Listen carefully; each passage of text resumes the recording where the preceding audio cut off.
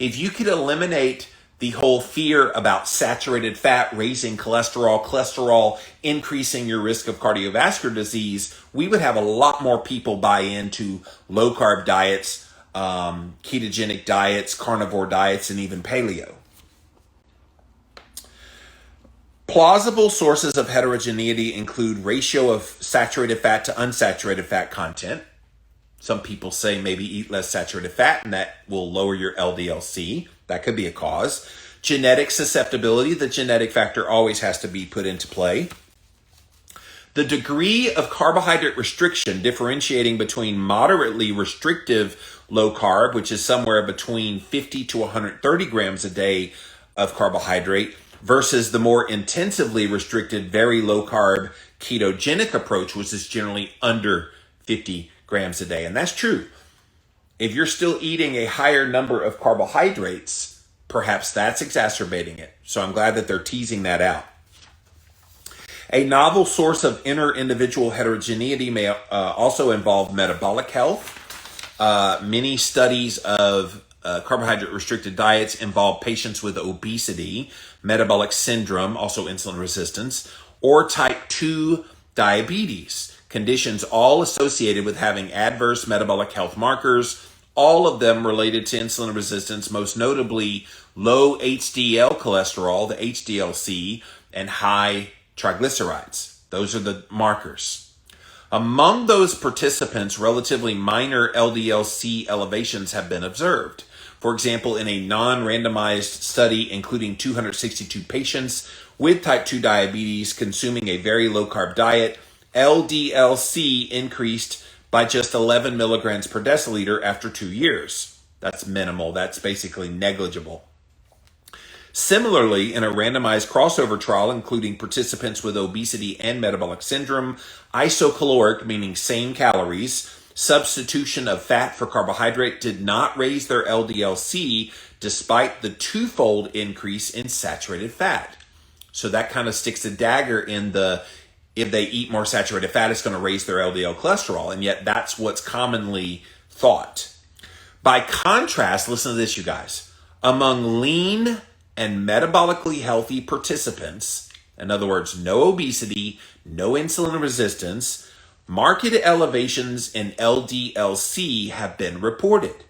In an observational study of 20 ultra-endurance runners, those who regularly consumed a 10% versus 57% carbohydrate diet had a substantially higher LDL-C. 161 for the people who had the 10% carbohydrate diet versus 88 for the one that ate 57% of their diet as carbohydrates, with striking consistency within the groups. In a 4-week crossover feeding study of 17 lean, healthy young women, a very low-carb diet also increased their LDL by 70 milligrams per deciliter compared to eating the standard diet. Notably, all the participants exhibited an increase in their LDL-C when they ate a very low-carb diet. So this is what they were talking about with the lean mass hyper-responders. So these are people that have no obesity, they have no chronic disease, they're basically insulin sensitive, and yet they go on a low-carb ketogenic diet and they're seeing massive increases in their LDL-C. So what they're seeking to learn in this study is, why is that? What are they doing? What is it about those people that makes them have these spikes in the LDL-C? And I guess the greater question is, does it matter? Is it harming them in some way? We're going to find out in this study. Based on anecdotal reports in social media communities of carbohydrate-restricted diet consumers, one co-author proposed in that's Dave Feldman, proposed in 2017 the existence of this lean mass hyper-responder as a specific phenotype defined as having an LDL-C of over 200 with the consumption of a carbohydrate-restricted diet in association with also having high HDL cholesterol over 80 milligrams per deciliter, as well as low triglycerides, which they define as under 70 milligrams per deciliter. This lipid pattern differs from that is commonly seen in obesity, in which high LDL-C usually is associated with other adverse lipid levels, meaning low HDL, higher triglycerides, including those with metabolic dyslipidemia, which is the clinical definition of low HDL, high triglycerides. So they wanted to test these hypotheses that LDL-C elevation is associated with both the leanness as measured by the BMI and with metabolic health, which is evidenced by the low ratio of triglycerides to HDL, which we know is a great cardiovascular risk marker, triglyceride to HDL ratio. And if they had that in a good range and also good BMI and yet had the very high levels of LDL-C, they wanted to examine those people. So they looked at adults consuming a carbohydrate-restricted diet. In addition, they explored in a case series whether a moderate increase in their carbs within the context of still being carbohydrate-restricted might help to ameliorate this LDL-C elevation. Are you interested still? This is a really fascinating study, and I'm really glad it's out there. All right, so let's look at the methods. The respondents to the web survey were informed that their data was anonymous and may be used in a scientific report. Patients in the case series provided written, informed consent for the publication of the data, reviewing of existing aggregate data previously collected by survey and case reports for the purposes of this study, and it was, passed through the Institutional Review Board at Boston Children's Hospital, which is where Dr. Ludwig is employed. The web survey, called the Cholesterol Super Survey, is a publicly available ongoing questionnaire created by Dave Feldman in January of 2020 with the aim of describing changes in LDL-C amongst consumers of carbohydrate restriction. The survey, advertised through social media, includes questions about height, weight, dietary intake, medications, and current and past lipid test results. A copy of the survey is available, and responses used in this manuscript were collected between January 16th and November 30th, 2020. Okay. Inclusion criteria. This is what you had to show them in order to be a part of this study. Current consumption of a carbohydrate-restricted diet with 130 grams of carbohydrate daily or less, obviously. Not taking any kind of lipid-lowering medications, things like statins and fibrates and PCSK9I, all of those kinds of things. You can't be taking anything that would artificially lower your cholesterol. Most recent lipid data on carbohydrate-restricted diet provided, including LDL-C, HDL-C, triglycerides, as well as lipid data from prior to current. So they wanted to see, are we seeing a trend where your numbers are going in a different direction before carbohydrate restriction and since you started carbohydrate restriction? They want to see that data. Lipid test on carbohydrate restricted diet obtained in 2018 or later. Current and prior lipid tests obtained within 5 years of one another. Current and prior lipid tests obtained after a fast of 12 to 16 hours. And the exclusion criteria were respondents with reported ages of under 18 or over 100. So they didn't want kids and they didn't want old geezers, because when you get over 100, you got all kind of stuff keeping you alive, and we don't want that to be a confounding variable. Also, respondents reporting potentially unreliable data if the BMI is under 10 or over 50, LDL-C if it's under 30 or over 1,000, HDL-C under 20 or over 200, triglycerides under 20 or over 1,500. All right, they have this section called Descriptive Statistics, but it's all nerdy math language that I don't think will be very interesting. Exploratory analyses and regression models to identify factors associated with LDL-C changes. We ran a linear model with all lipid and anthropometric factors in a data set other than the current LDL-C. Subsequently, we evaluated the relevance of potential non-LDL-C factors associated with the change, analyzed their contribution, blah, blah, blah, blah, blah, blah, blah. That's kind of boring too. Let's get to the good part. Low Carb New Yorker says, I love this. Going to see my cardiologist today to discuss my blood work. Cool.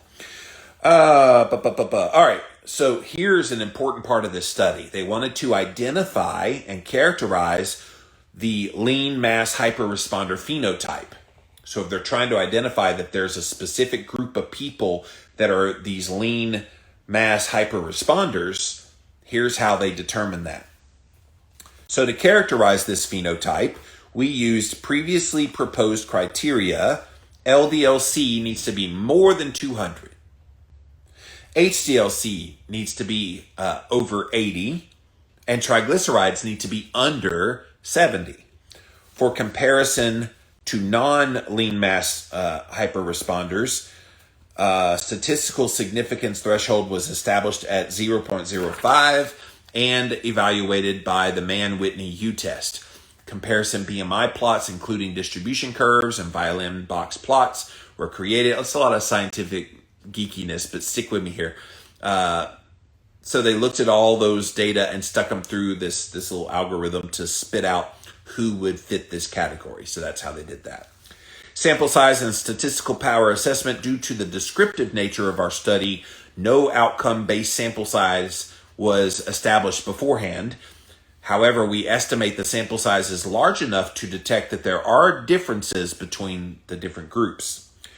The raw data from the web survey and the step-by-step commented code for reproducing both quantitative and graphical analysis are available publicly. I will show on the screen the URL for people watching.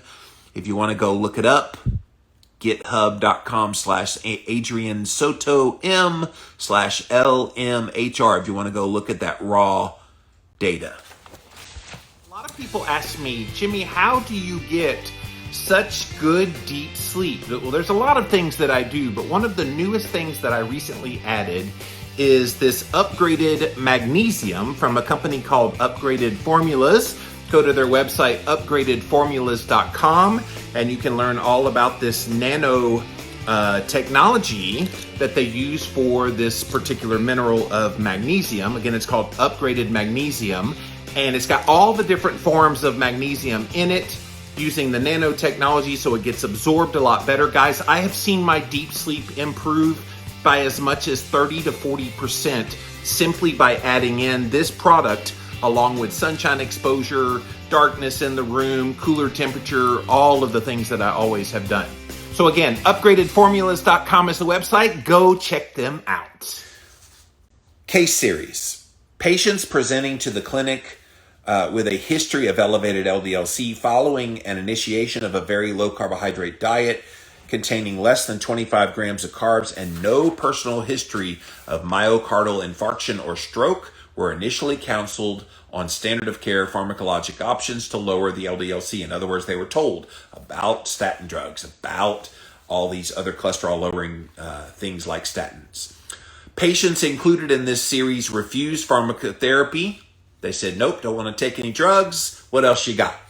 And instead, they opted to pursue an empiric clinician-supervised dietary approach. And the dietary approach to try to help with these lean mass hyper-responders was reintroducing upwards of 50 to 100 grams of carbs daily in the forms of primarily fruit and starchy foods. Body fat percentages were also taken with a 4-point bioimpedance scale. All right, so what were the results? Survey respondents reported markedly elevated LDL-C and optimal triglyceride to HDL ratio. They had 903 respondents. 24 reported available carbohydrate intake at greater than 130 grams, or excuse me, less than 130 grams per day, indicating that the sample was primarily composed, greater than. I get those little symbols mixed up. Greater than. So 24 of the 903 were over 130 grams. Everybody else was under that, meaning they were primarily low-carb dieters and very low-carb dieters. Another 282 were also excluded, which ended up with 597 for analysis. The mean age was 51.3 years old. 90% of the respondents were between 31 and 69. 60% of them male. The average BMI was 24. Available carb intake was 27 grams per day. That's pretty darn very low carb. Mean current LDL-C was 238, so that's over that 200 that they wanted.